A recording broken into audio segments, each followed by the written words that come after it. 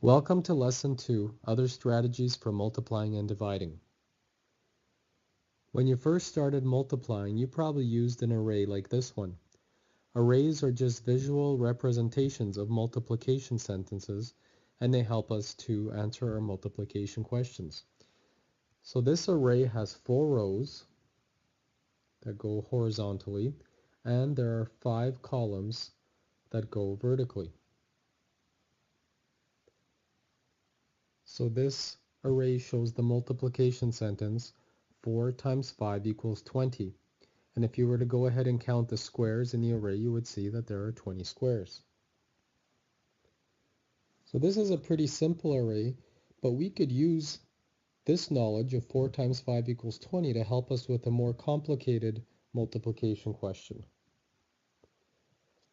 Let's say we doubled the number of rows so that now we have 8 rows, but our columns stayed the same, so we still had 5 columns.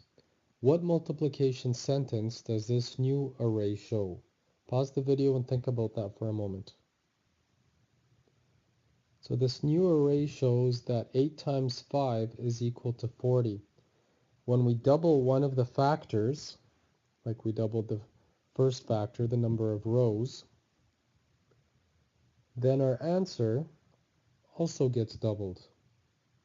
So we can use this doubling strategy to help us with larger numbers and more complicated multiplication questions. Your graph paper works great for drawing arrays. All you have to do is draw a rectangle around the right number of squares to show your array. So this one shows the multiplication sentence 6 times 7 equals 42. So see if you can use this doubling strategy to figure out what the answer would be to the multiplication question 12 times 7. So pause the video for a moment, draw these arrays, double 6 times 7, and see if you could figure out what the answer would be to 12 times 7. Come back when you're ready to continue. Remember that when we double one of the factors, the answer would also double.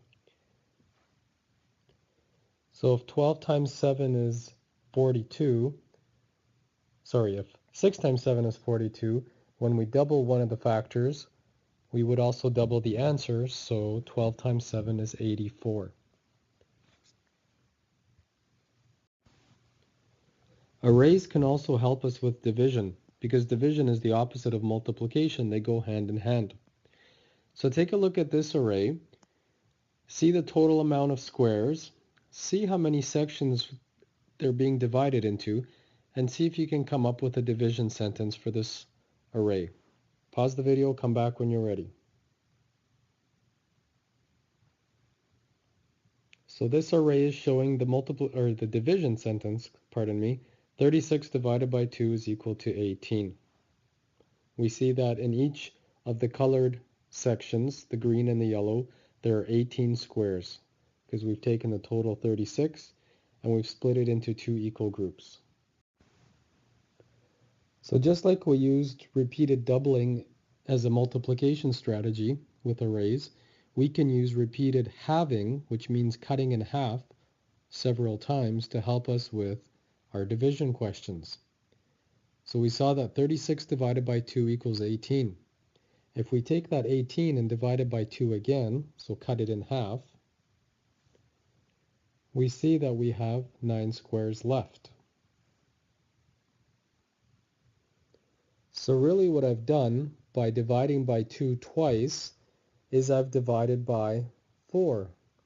I've taken my 36 squares, I've divided in half once, I've divided in half again, so now I have 4 equal groups, and I see that in each group there are 9 squares. So 36 divided by 4 is equal to 9.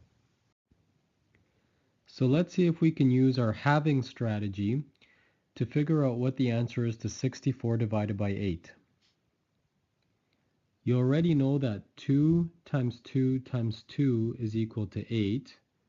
So in order to figure out the answer to 64 divided by 8, we're going to have to take 64 and cut it in half into 2 3 times.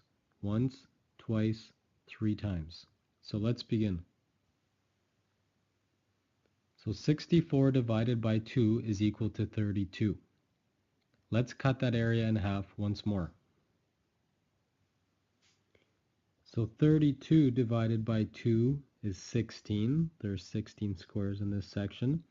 And we're going to have to cut that area in half one more time in order to get our final answer. So 16 divided by 2 is 8. We see that there are 8 squares left in this part of the array. So now, let's look back here. Remember, we had to divide by 2 3 times, which is what we did.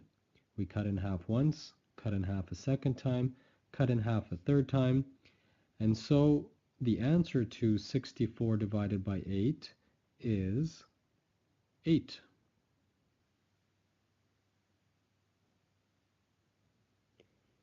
And you might be able to see that if we took 8 of these small rectangles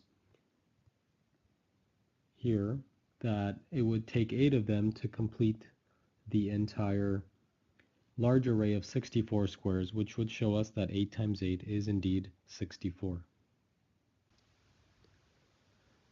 In this lesson, we learned how the strategies of repeated doubling can help us with multiplication.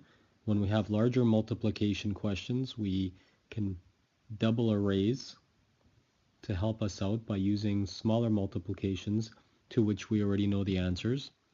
And we learned how repeated halving, which means cutting in half repeated times, can help us with larger division questions if we don't know the answers to them. By halving the right amount of times, we finally get to the correct answer. So have fun using these strategies as tools to help you with multiplying and dividing. Watch the video again and ask your teacher for help if you need it.